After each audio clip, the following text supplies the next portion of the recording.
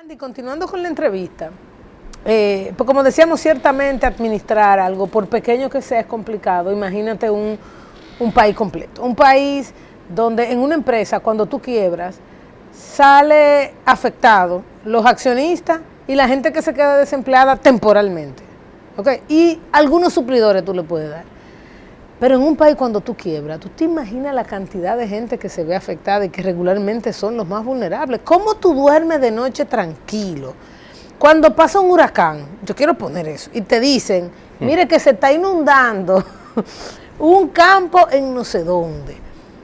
Tú tienes que ir para allá y hay gente que dentro de que se te está muriendo la gente de tu empresa. Entonces, la verdad es que no es un trabajo muy sencillo.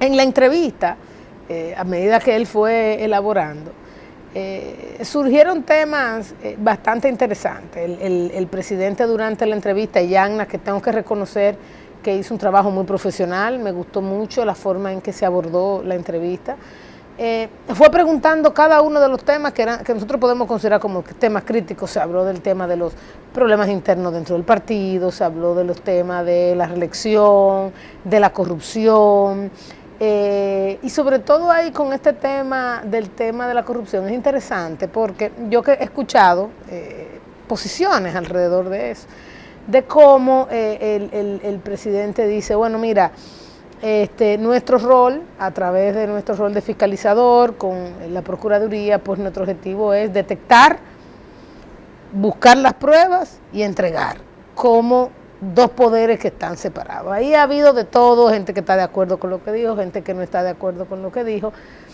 y él hubiese dicho otra cosa, y también hubiese tenido gente que está de acuerdo con lo que dijo y gente que no está de acuerdo con lo que dijo. Decidir, inclusive, cómo hablar y qué decir, es así de vulnerable también, o sea, el presidente se pone vulnerable. La entrevista era la primera que él daba en 6 años de esa forma, ¿ok? Y es que dar una entrevista como esa te pone todavía más, aunque tú lo hagas para mitigar situaciones específicas, te pone todavía más en la palestra, comienzan a hacer noticias. Sin embargo, yo creo que la manera en que se condujo la presentación, por lo menos no dio pie al morbo.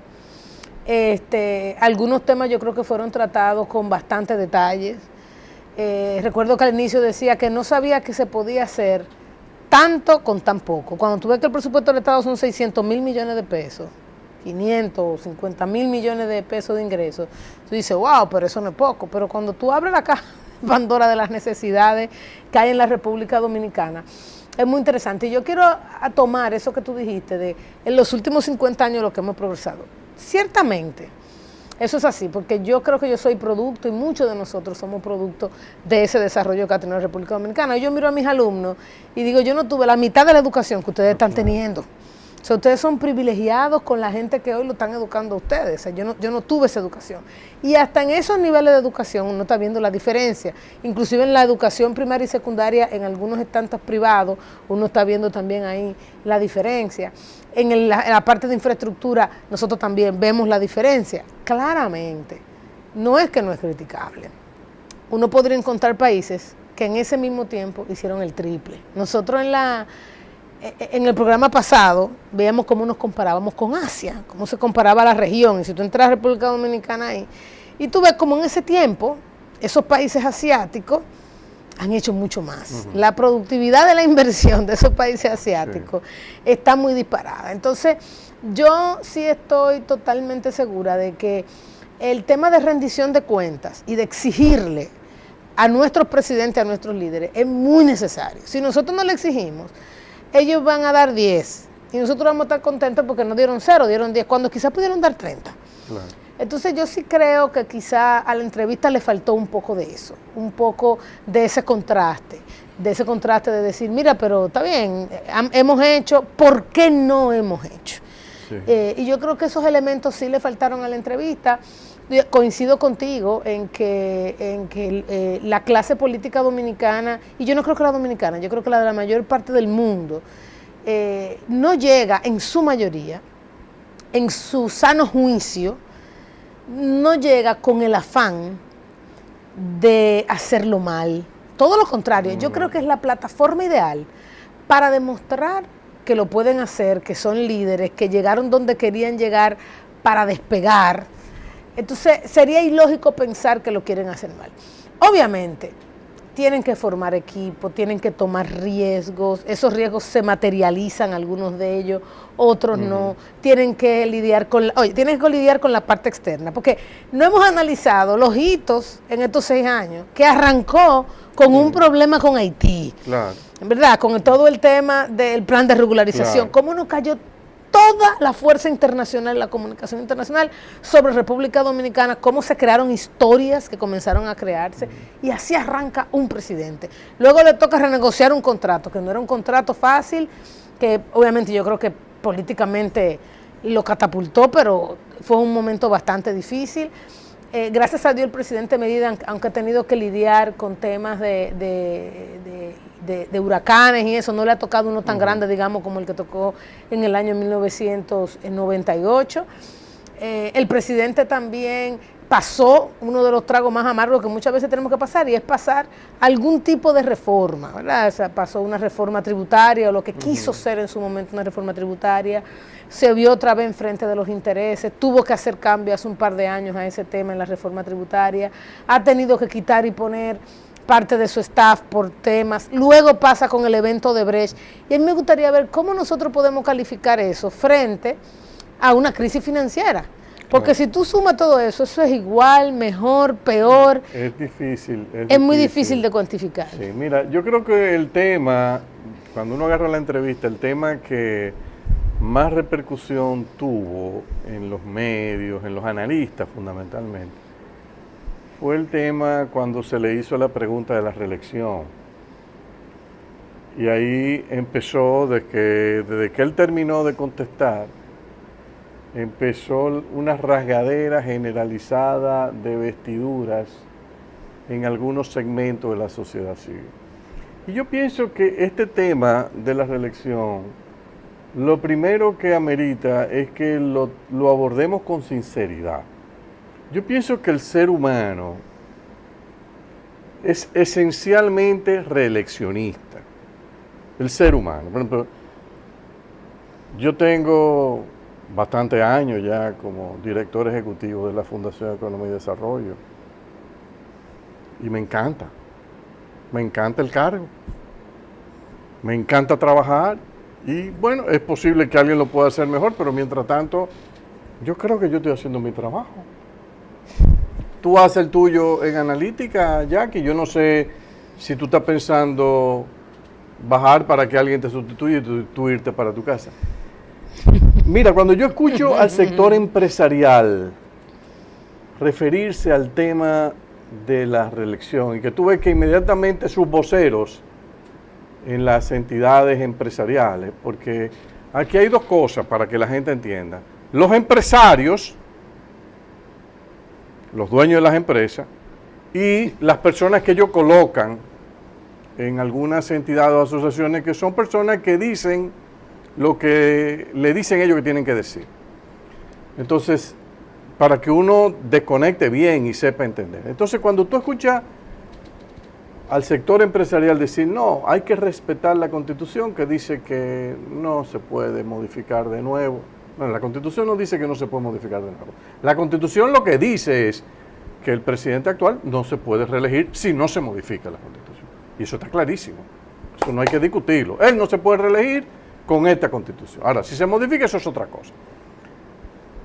Ahora, ellos que dicen, mira Estados Unidos, es un país donde los presidentes duran 2 periodos y se van. Perfecto. Pero vamos a hacer el mismo análisis de Estados Unidos para las empresas. Las empresas en Estados Unidos, la mayoría, son empresas públicas. Cuando yo digo empresas públicas, son empresas donde se emiten acciones que están a disposición de todo el mundo. Y todo el que quiere comprar acciones de esa empresa, compra. Al final de cuentas, esos accionistas, si entienden que la empresa está siendo bien manejada, reeligen continuamente todos los años al board y al principal CEO de la compañía, al jefe de la compañía. Ahora, En el caso de que la empresa comience a hacerlo mal, te puedes estar seguro que esa base accionaria lo va a sacar. Entonces, la regla de no reelección, más allá de 2 periodos en los Estados Unidos, opera tanto para el Estado como para las empresas. En el caso de la República Dominicana no es así. Los empresarios dicen, no, yo no quiero un presidente que se reelija, yo quiero un presidente que gobierne cada 4 años. Miren, en realidad vamos a ser honestos, o sea, yo le voy a decir qué es lo que le gusta al sector empresarial. Al sector empresarial lo que le encanta es un presidente títere que ellos puedan manejar y que mientras menos sepa, mejor. Ese es el modelo que le encanta a los empresarios. ¿Por qué? Porque esa es la manera como ellos manejan entonces y ellos controlan el proceso de toma de decisión. Cuando ellos tienen una entrevista con un candidato que va a las reuniones y ellos notan que este candidato domina el tema económico, entiende y tiene una solución para cada issue, ellos lo ven con sospecha. Dicen, pero ven acá, este tipo lo sabe todo, este tipo entonces nosotros no vamos a jugar un papel en este gobierno. Bueno, pero entonces, ¿qué es lo que tú quieres? Métete a político, forma un partido político y presenta a tu candidato. Pero tú no puedes penalizar a un candidato de un partido, ya sea de gobierno o de la oposición, que domine el tema económico, que se ha preparado para eso, que tiene soluciones para los problemas, porque no te está escuchando. No. ¿Quién ha dicho que no te ha escuchado? Te está leyendo. Ahora, si tú lo que estás diciendo es un disparate, una tontería, o es algo para beneficiarte únicamente tus intereses exclusivos, eso es otra cosa. O sea, no nos perdamos. Aquí la mayoría de los empresarios lo que quieren es un títere en el palacio. Entonces, cuando usted escucha la posición de los empresarios, tiene que tomarla entre comillas. Porque esos empresarios que nosotros tenemos aquí, dígale que abran sus empresas, que emitan acciones, que ellos tengan que darle cuenta a los accionistas del ejercicio que están haciendo. Aquí hay muy pocas empresas que tienen acciones, que yo sepa ninguna prácticamente. O sea, acciones generalizadas, abiertas, que cualquiera pueda comprar. No hay. ¿Por qué? Porque no se quieren exponer al juicio de quien es el pueblo en el caso de una empresa, que son los accionistas. Ay, no se puede. Entonces, cuando usted le dice, mira, hay que abrir porque los fondos de pensiones tienen necesidad de invertir en estas empresas, porque están hartos nada más de invertir en bonos del Estado y del Banco Central. Bueno, pero entonces que nos den exenciones fiscales, porque nosotros necesitamos que las acciones que emitamos durante los próximos 10 años no paguen impuestos sobre los dividendos. Digo, pero Dios mío, ¿y qué es lo que va a pasar aquí? O sea, es que queremos exenciones para todo. Entonces, este tema de la reelección, lo primero que tenemos que reconocer es que es algo que lo tenemos todos en el ADN. En el ADN todos queremos ejercer las posiciones donde nos sentimos bien y creemos que lo estamos haciendo bien. Eso no tiene nada de pecaminoso ni malo. Eso es un deseo que no nos queremos retirar, queremos trabajar, como le gustan los empresarios que tienen siendo jefe de compañía 35 años. Dígale a ellos que, mire, ceda, ya, retírese, déle paso a otro. No, un momento, yo estoy bien, yo estoy entero. Pero a los políticos le decimos, no, usted se va para su casa. A Lee Kuan Yew nadie se lo atrevía a decir en Singapur. Tuvo 40 y pico de años, incluyendo los años que tuvo como Senior Prime Minister. Transformó un país. Yo no estoy diciendo que aquí tengamos un sistema de que un presidente pueda durar 40 años. Yo no estoy diciendo ni lo uno ni lo otro. Y lo que estoy diciendo es que al final de cuentas, este tema de la reelección no lo podemos considerar como algo pecaminoso, algo vulgar, algo indecente, algo que es dañino. No necesariamente. Puede salir mal, puede salir bien. Yo he visto presidentes que se han tratado de reelegir y el pueblo le dijo, no, usted no va. Y pierden las elecciones.